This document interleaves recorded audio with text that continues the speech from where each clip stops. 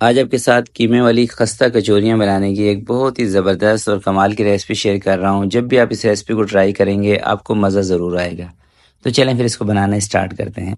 बिस्मिल्लाहिर्रहमानिर्रहीम। सबसे पहले इसकी हम डो बनाएंगे, जिसके लिए 2 कप लेना है आपने मैदा। थोड़ा सा इसके अंदर नमक शामिल कर लें। 2 से 3 चम्मच घी मेल्ट करके इसके अंदर शामिल कर देना है। अच्छे तरीके से घी नमक मिक्स करके मैदे में आधे कप के करीब इसके अंदर पानी शामिल कर दें और इसकी एक आपने ना लचकदार डो बना लेनी है। ना ज़्यादा सख्त होनी चाहिए डो और ना ही ज़्यादा नरम होनी चाहिए।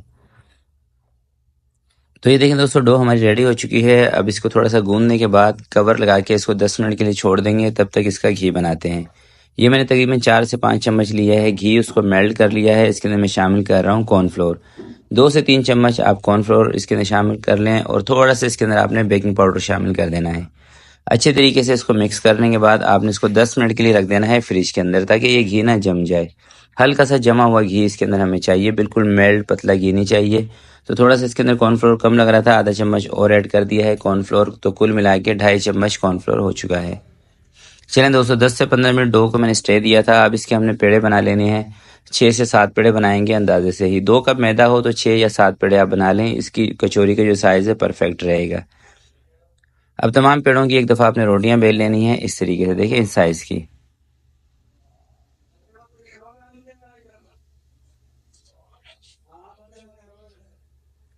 रोटियां बेलने के बाद जो घी बनाया था उसको मैंने फ्रिज से बाहर निकाल लिया है और अच्छी तरीके से इसको मिक्स कर लिया था, क्योंकि ये घी ना जम गया था। अब सारी रोटियों के ऊपर अच्छी तरीके से घी लगा देंगे इस तरीके से, और इसको हमने 2 मरतबा फोल्ड करना है। एक मरतबा इस तरीके से फोल्ड कर देंगे। ये देखें बिल्कुल सिंपल सा तरीका है। एक दफ़ा सारी रोटियों को इसी तरह से आपने फोल्ड करके रख देना है और दोबारा 10 से 15 मिनट के बाद दोबारा से इसको इसी तरीके से फोल्ड करना है, मगर दूसरी मरतबा इसके बीच में घी नहीं लगाना। तो इसके ऊपर कवर लगा के 10 मिनट के लिए मैं रख रहा हूँ। 10 से 15 मिनट के बाद दोबारा से इसको हम उसी तरीके से फोल्ड करेंगे और इस मरतबा घी वगैरह कोई चीज़ इसके बीच में नहीं लगानी। सिर्फ आपने इसको इस तरीके से फोल्ड करना है। ऐसा करने से ना कचौरी के बीच में से जो लच्छे निकलते हैं ना, जो परतें निकलती हैं, वो बहुत खूबसूरत निकलती हैं। इसलिए ये प्रैक्टिस मैं कर रहा हूँ। तो पेड़े दोस्तों हमारे रेडी हो चुके हैं। अब चलते हैं कीमे की तरफ और इसकी जो फिलिंग है ना उसको तैयार करते हैं। तो ये मैंने लिया है 500 ग्राम कीमा, आधा किलो। इसके अंदर प्याज शामिल कर रहा हूँ चॉप की हुई, टमाटर शामिल कर रहा हूँ, ये भी चॉप किए हुए हैं। अदरक और लहसुन का पेस्ट इसके अंदर हमने शामिल कर देंगे। हरी मिर्चों का पेस्ट शामिल कर देंगे।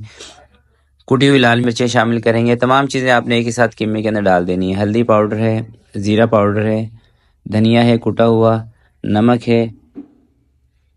तमाम मसाले प्याज टमाटर अदरक लहसुन डालने के बाद अच्छी तरीके से इसको मिक्स कर देंगे और कीमा जब तक पानी नहीं छोड़ेगा ना, जब तक इसके अंदर आपने चम्मच चलाते रहना है। जैसे सब्जियां कीमा गोश्त अपना पानी छोड़ देगा, उसके बाद आपने इसके ऊपर लगा देना है कवर 8 से 10 मिनट के लिए। तो ये देखें दोस्तों, सब्जियों ने पानी छोड़ दिया है। थोड़ा सा इसके अंदर मैंने और पानी ऐड कर दिया है ताकि कीमा लगे ना। कवर करके इसको 8 से 10 मिनट के लिए रख देते हैं ताकि कीमा अच्छी तरीके से गल जाए। 8 से 10 मिनट के बाद आपने कवर को हटा देना है और इसका जो पानी है ना, इसको अच्छी तरीके से खुश्क कर लेना है। जैसे ही कीमे के अंदर से पानी खुश्क हो जाएगा, 1 से 2 चम्मच आपने कुकिंग ऑयल या घी इसके अंदर ऐड करके इसकी थोड़ी सी भुनाई कर लेनी है 1 से 2 मिनट के लिए। जैसे ही दोस्तों भुनाई कंप्लीट हो जाएगी तो इसको हम किसी भी दूसरे बर्तन के अंदर निकाल के रख देंगे और अगर आप चाहें तो इसको कोयले का दम भी दे सकते हैं।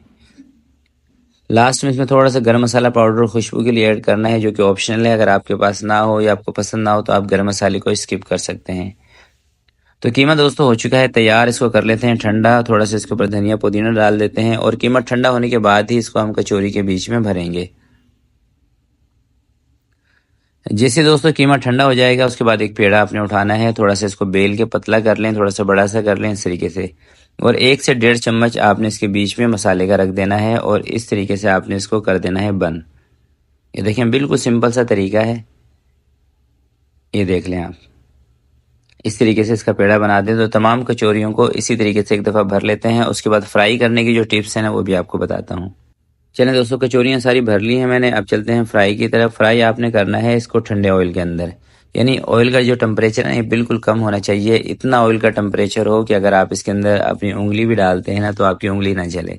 बस तेज गरम तेल के अंदर आप कचौरियाँ डाल देंगे, ये अंदर से कच्ची रह जाएंगी। इसका तरीकाकार ये होता है कि आप थोड़े से नीम गरम तेल के अंदर डाल के 5 से 7 मिनट इसका वेट करें। जैसे ही ये ऊपर आ जाती हैं उसके बाद आपने फ्लेम को हाई कर देना है और इनको थोड़ा सा खुला डुला कर लेना है। देखें अभी एक दूसरे के ऊपर चढ़ी हुई हैं, तो इसके अंदर से मैं 2 कचौरियाँ निकाल लूँगा।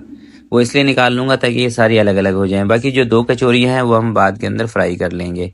अब फ्लेम मैंने हाई कर दिया है इसके नीचे, और तब तक फ्लेम हाई रहेगा जब तक एक साइड से सिक नहीं जाती। जैसे ही एक साइड से सिक जाएंगी चूल्हा कम कर देंगे और अब हल्की आंच पे इसकी सिकाई करेंगे दूसरी साइड की। 5 से 7 मिनट के बाद दूसरी साइड भी इसका कलर आ जाएगा, तो आपने क्या करना है, इसको बाहर निकाल देना है साइड को चेंज करके। और लास्ट में 25-30 सेकेंड आपने इसकी फ्लेम को हाई कर देना है ताकि एक्स्ट्रा ऑयल जो भी हो इसके अंदर से निकल जाए।